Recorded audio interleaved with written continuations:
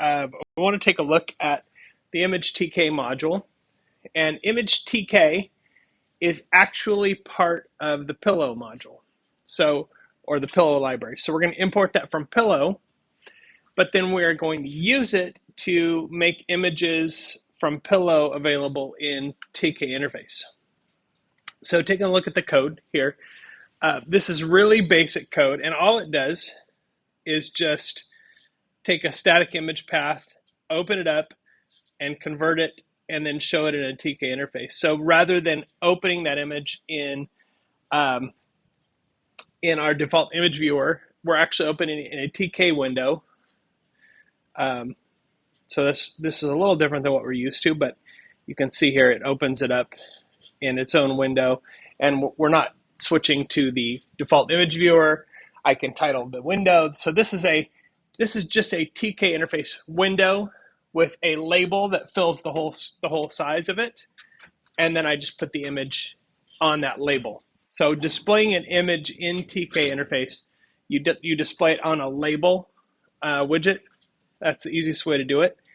And so that is really it. And so let's walk through this code really quick and just talk through the pieces of it so you understand what it's doing. So we've got the TKInterface imported as TK, and then you can see from Pillow we're importing image and the image TK modules. And so we're creating the root window. Okay, so in this case we're calling it root tk.tk, giving it a title. This is completely arbitrary. We can do whatever we want here, any string. And then the image path is just relative to my my script. It's inside an images directory, and I'm just using the pillow image.open to open that image path. So that's just normal. And if I did that here, I could actually do image.show, but not with a capital W. And you can see here, this one is in preview, which is my default image viewer. So I can open that image just the same way that we were doing with Pillow.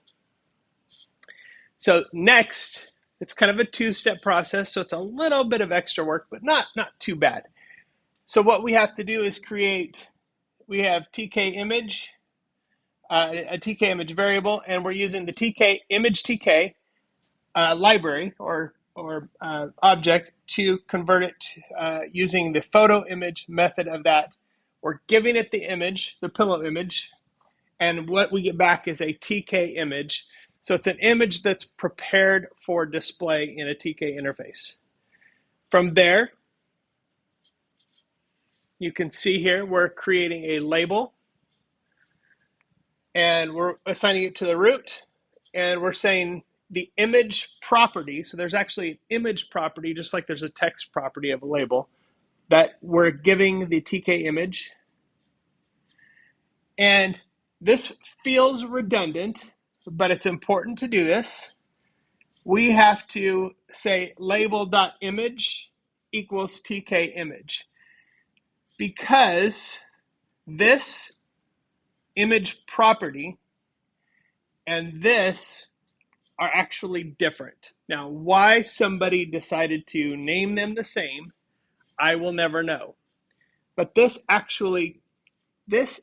is the display, and this actually stores the image data in that label. I don't know why we have to do both. It's easy to armchair quarterback other people's code, but that is the way we do things. So just remember, you assign it here and also here.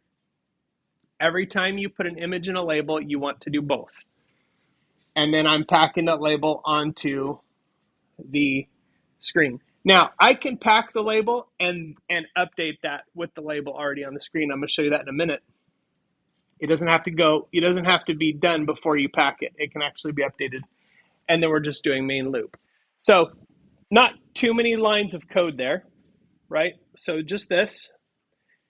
And I'll make sure this is available on Canvas so that you can use it or play around with it. But when we run that again, it pops open a TK window with that image in it.